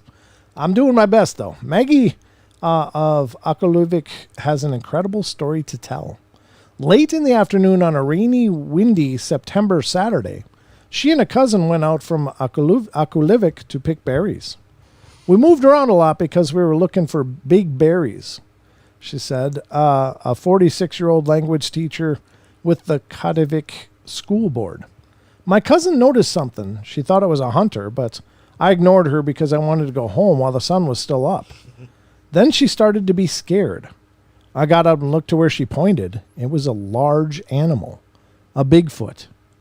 The creature was black, hairy, without any clothes, taller and larger than a man, she said. It walks like us, but not standing straight like us. It can jump and crawl, and its footprint measured some 40 centimeters. Other people in Akulivik had seen the creature too. According to her, a group of walrus hunters had just returned with their catch and were preparing to hide their meat under rocks for the winter when they saw the Bigfoot. Someone else noticed it by the airport. Other people have reported odd collections of caribou bones piled in the hills outside of town, and she said, an elder found what he said were human bones in a cave outside of town and suggested to her the remains might be the work of Bigfoot. And just last week, apparently, someone spotted fresh Bigfoot tracks. Someone else reportedly saw the creature standing on top of a mountain. It's possible the creature has been around for some time. There are people telling me they suddenly remember they have seen that thing before, she said. Like 10 years ago or 20 years ago or 60 years ago. They saw it and they just never reported it. Why not? Perhaps their stories didn't hold up, or perhaps they were afraid or scared others would mock them. As she has learned, there's a lot of hullabaloo involved in taking a Bigfoot sighting public. Photos of the footprints she posted on Facebook have drawn significant attention, including a great deal of criticism. Nobody gonna believe until the video is revealed, commented a Facebook user named Arctic Charles. They doxed him. The photo that she posted shows a hand with a yellow measuring tape stretching across a rough-looking footprint made in spongy ground. It's pretty clear the photo is real, and the muddy imprint indeed resembles a footprint, but footprints don't make for good sighting stories. Facebook users have been calling for something more substantial. If you have a video footage of the Bigfoot, you can charge hundreds of thousands per frame, said one commenter. But please show us the video once you get the money. That footprint is not fake, explained a third person. However, it was done by muskox that slipped. There's a video, she said, shot by her and her cousin, but she's afraid of making it public could have devastating results on the small community. Many people want to see the video and are starting to make negative comments, she said, but we want to post it, but don't want to scare the children. Bigfoot may not be the only otherworldly creature in Akulivik. In the past few years, she said, residents have sighted little Inuit known as Anugilia. That I think Robin has talked about these. The little Inuit people, as well as giant animals, including a massive anaconda snake, a very large codfish, and a monstrous rabbits. Other people have reported seeing half-man, half-fish creature like a mermaid. As fantastic as these creatures sound, they do resemble beings that hold a very real place in Inuit cosmology. There is Sedna, the goddess of the sea, and marine mammals, Ijirak, a shapeshifter that kidnaps children, and I can't see. Why are my eyes all goofy? Kiviuk, a young Inuit hunter with supernatural powers. For many, these beings are merely the stuff of legends and don't exist here in the real world. But not for her. I'm not telling you lies, she said. This is scary and has affected my emotions. Did you figure out where this is? Yeah, it's very northern Canada. Let's see here. It's in the way Arctic. up in up in the Arctic? It's in Quebec. Oh, it is. Okay. So it's an Inuit village north of Quebec, Canada. It's located on the peninsula, just southwesterly into Hudson Bay. So it's way the hell up there. Now, this was from October 12th of 2012, so it's quite an old article, but I'd never heard of this before, but I think it's pretty fascinating. Again, I don't know about the mermaid people that people are citing, or the big rabbits, or the big snake, but the small Inuit people, that's something Robin has talked about.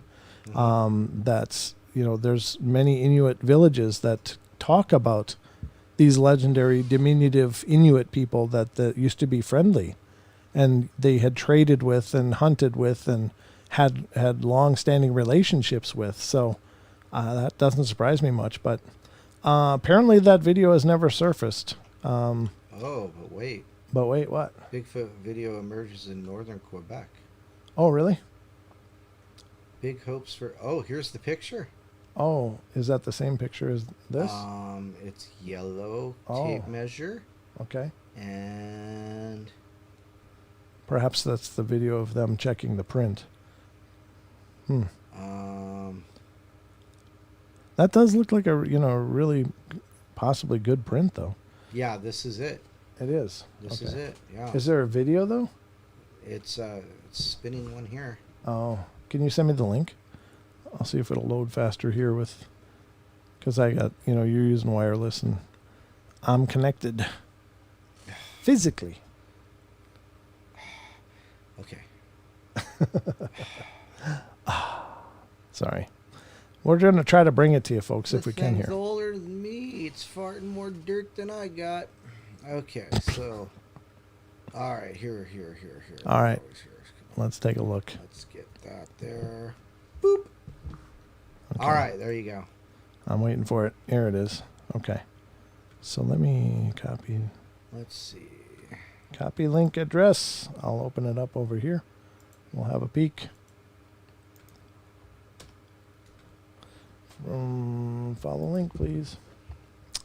Big hopes for Bigfoot believers as woman claims to have video showing the creature for a stroll in northern Quebec.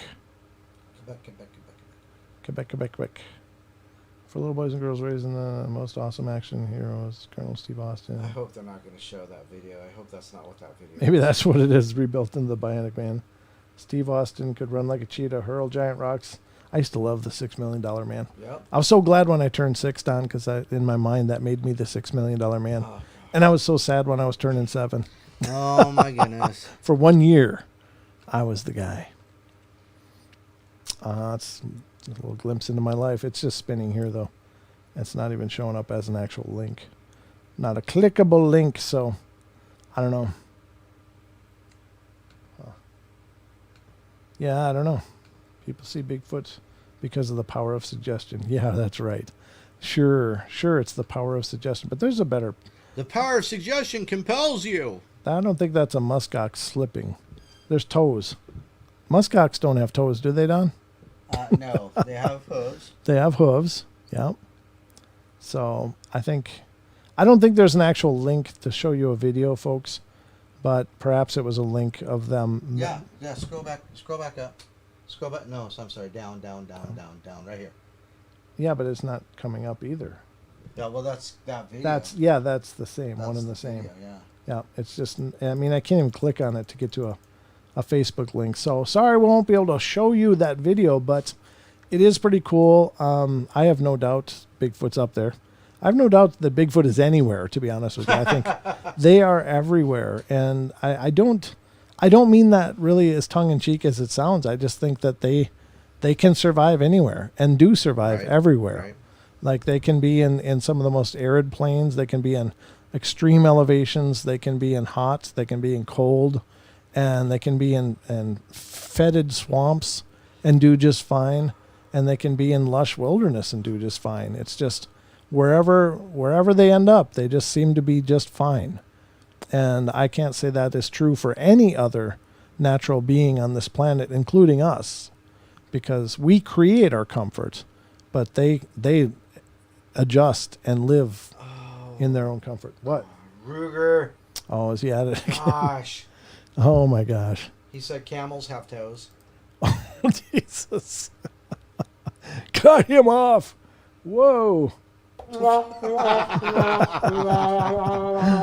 is going on in there, folks? Everybody else is pretending to be the $6 man, $6 million man. I love I had the little action figure, folks, and he could look through the back of his head, and you could see the magnified, and I'd do the sound. I was an idiot running around everywhere, looking through this little doll head and crashing into everything. It was great. I had such a blast. Raspberry, they do not.